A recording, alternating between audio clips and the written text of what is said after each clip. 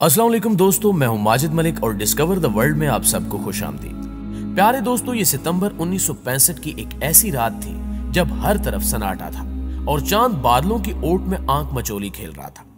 उस रात न सर्दी थी और न ही गर्मी की तलखी थी, बल्कि मौसम खुशगवार और मोतदिल था। लिहाजा देहातों के लोग घरों से बाहर चारपाइयां बिछाकर सो रहे थे। भैंसों के गले में बंधी हुई पीतल की घंटियां जब आपस में टकराती थी तो रात के सकूत में एक पुरकैफ आवाज पैदा होती थी, जो सरहदी इलाके के वीराने में दूर दूर तक फैलती चली जाती थी। चूंकि चांद अपनी पूरी आबोताब में था, इसलिए बीआरबी नहर का पानी चांद की रोशनी में एक खूबसूरत और खुशनुमा मंजर पेश कर रहा था। जबकि इन पुरकैफ लम्हात में मेजर शफकत बलोच पंजाब की डी कंपनी के हमरा कदम उठाते हुए हड़ियारा ड्रेन की जाने बढ़ रहे थे, जो सरहद से 8-10 किलोमीटर के फासले पर वाक़ था। और जब पाक फौज की 110 जवानों पर मुश्तमिल ये कमेटी हड़ियारा ड्रेन के किनारे पहुंची तो उस वक्त रात का पिछला पहर शुरू हो चुका था और चांद सफर तमाम करते हुए अपनी मंजिल की जाने बढ़ रहा था।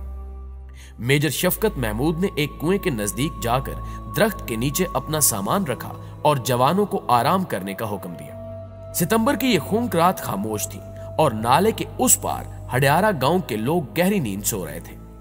आसमान साफ था और चांदनी फिजा में झूला झूल रही थी और ड्रेन में बहने वाले पानी की मुतरन्नम आवाज लोरियां सुना रही थी। जबकि इन लम्हात में सरहद के उस पार भारतीय फौज का एक ब्रिगेड टैंकों, तोपों और जदीद तरीन सामान जंग से लेस पाकिस्तान पर हमला आवर होने के लिए बिल्कुल तैयार खड़ा था। और भारतीय फौज के जनरल चौधरी ने लाहौर का महाज मुंतखब करके अपने अफसरों से खिताब करते हुए कहा था कि कल सुबह 9 बजे हम लाहौर जिम खाना क्लब में शराब के जाम टकराकर फतह का जश्न मनाएंगे। दोस्तों, मैं यहाँ ये भी बताता चलूं कि भारत ने 3 डिवीजन फौज लाहौर के महाज पर तैनात की थी, जिसमें 35,000 नफरी शामिल थी। जबकि इसके मुकाबले में पाकिस्तान के पास 5,000 जवानों पर मुश्तमिल फौज थी, जिसके जिम्मे लाहौर का दिफा था। आजान फजर की सदा जो ही फिजा में बुलंद हुई तो एकदम फायरिंग और धमाकों की आवाज सुनाई दी। मेजर शफकत बलोच और इनकी कमांड में 110 जवान हमतन गोश हुए और ये अंदाजा करने लगे कि ये फायरिंग की आवाज किस सिमत से आ रही है। जबकि मेजर साहब के हुक्म पर वायरलेस ऑपरेटर ने रेंजर से राब्ता किया तो दूसरी जानिब से ये आवाज सुनाई दी कि भारत ने पाकिस्तान पर हमला कर दिया है और भारतीय फौज तेजी से आगे बढ़ रही है। हमले की इस अचानक खबर ने मेजर शफकत बलोच को परेशान कर दिया, क्योंकि सरहद पर पाकिस्तानी फौज तैनात नहीं थी और सिर्फ मेजर शफकत बलोच की कंपनी को भी चंद घंटे पहले हड़ियारा ड्रेन पहुंचने का हुक्म मिला था और जंग की तैयारी और असला इनके पास भी नहीं था। इन्होंने ब्रिगेड हेडक्वार्टर को इत्तला दी तो वो भी सख्ते की हालत में आ गए, क्योंकि पाकिस्तानी इंटेलिजेंस रिपोर्ट के मुताबिक भारतीय फौज जालंधर के नजदीक थी और इसे बैनुल अक़वामी सरहद पर पहुंचकर हमला आवर होने के लिए कम से कम 48 घंटे का मजीद वक्त दरकार था।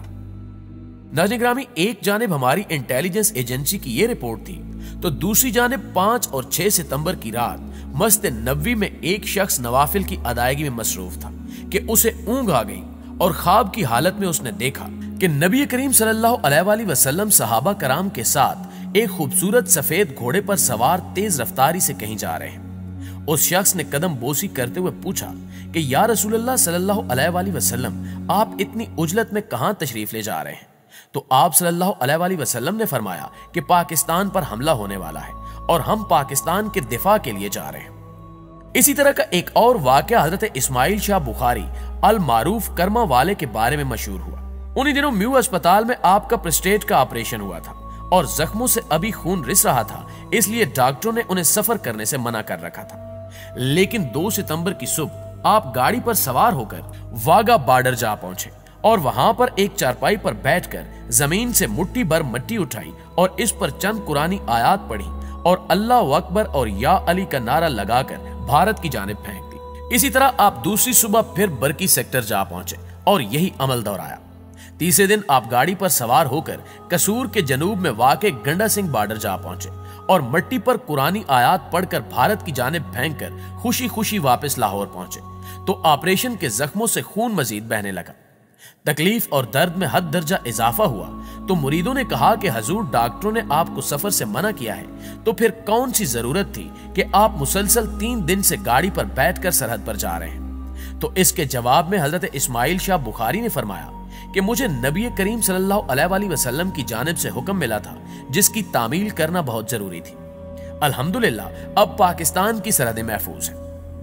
नाज़रीन ग्रामी, हुस्न इत्तिफाक से 65 की पाक भारत जंग में भारतीय फौज इब्तिदाई तौर पर इन्हीं मकामात पर हमला आवर हुई और अपनी तमाम तर ताकत के बावजूद BRB से आगे न बढ़ सकी। इसी तरह इस जंग के हवाले से एक और भी रूहानी वाकया काफी मशहूर है, जिसके मुताबिक 1965 की जंग खत्म होने के बाद मदीना मुनव्वरा में एक उम्र रसीदा पाकिस्तानी खामोश बैठा आंसू बहाते हुए रौज़ा रसूल सल्लल्लाहु अलैहि वसल्लम की तरफ देखे जा रहा था।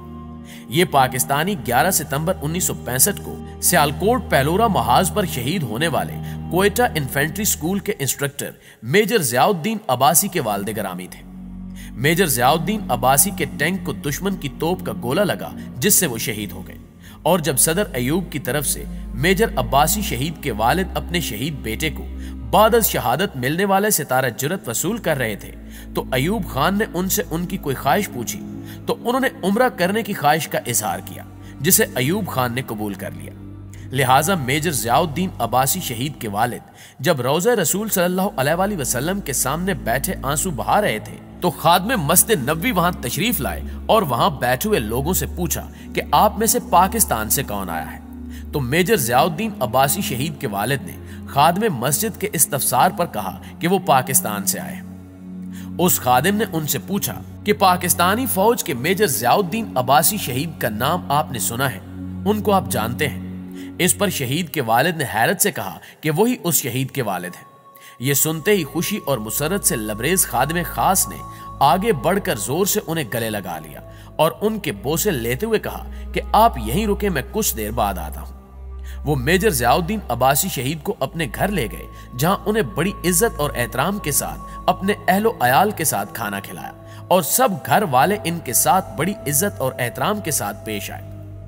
मेजर ज़ियाउद्दीन अब्बासी शहीद के वालिद बहुत हैरान थे कि या इलाही ये क्या माजरा है, मैं तो इन्हें जानता तक नहीं, बल्कि जिंदगी में पहली बार मैं सऊदी अरब आया हूं। इस शशुपंज में थे कि खादमे खास ने उनके हाथों के एक बार फिर से बोसे लिए और शहीद अब्बासी के वालिद की हैरानगी दूर करते हुए कहने लगे कि जब पाकिस्तान और हिंदुस्तान की जंग हो रही थी तो 11 सितंबर की रात मैंने ख्वाब में रसूलुल्लाह सल्लल्लाहु अलैहि वसल्लम को देखा कि वो अपने जलीलुल कदर सहाबा के साथ बैठे हुए हैं और कुछ लम्हों बाद हजरत अली करमुल्लाह वजह अपने हाथ में एक लाशा उठाए हुए वहां तशरीफ लाते हैं। रसूलुल्लाह सल्लल्लाहु अलैहि वसल्लम ने सहाबा कराम से फरमाया कि शहीद अब्बासी इस तरह बहादुरी से कुफार के साथ जंग लड़े हैं जैसे आप मेरे साथ गज़वात में कुफार के साथ लड़ते रहे। खादमे मस्जिद नबवी कहते हैं कि रसूलुल्लाह सल्लल्लाहु अलैहि वसल्लम समेत सब ने इनकी नमाज जनाजा अदा की और हुक्म दिया कि इन्हें जन्नतुल बकी में दफन कर दिया जाए। ऐन उसी दिन रेडियो पाकिस्तान पर एक नया जंगी तराना गूंज रहा था, चले जो होगे शहादत का जाम पी कर तुम, रसूल पाक सल्लल्लाहु अलैहि वसल्लम ने बाहों में ले लिया होगा। अली तुम्हारी शहादत पे झूमते होंगे, हुसैन पाक ने इरशाद ये किया होगा कि ए राह हक के शहीदों, तुम्हें खुदा की रजाएं सलाम कहती हैं। नाज़रीन ग्रामी, इन रूहानी वाकयात से साबित होता है कि वो मुल्क जो कलमे के नाम पर कायम हुआ, उसकी हिफाजत यकीनन अल्लाह ताला और नबी करीम सल्लल्लाहु अलैहि वसल्लम के जिम्मे थी। हदीस मुबारक है कि नबी करीम सल्लल्लाहु अलैहि वसल्लम ने अपनी कमीज के बटन खोलकर फरमाया था कि मुझे हिंद की जानिब से ठंडी हवा आ रही है। उस वक्त पाकिस्तान का वजूद तो नहीं था, लेकिन हिंद के नाम से यही खित्ता मशहूर था। मैं समझता हूं कि 1965 की पाक भारत जंग बज़ाहिर तो पाक फौज ने ही लड़ी थी, लेकिन पसे पर्दा अल्लाह ताला की ताईद व हिमायत, नबी अकरम सल्लल्लाहु अलैहि वसल्लम की नजर इनायत और औलियाए अल्लाह की अमली मदद भी इसमें शामिल हाल थी।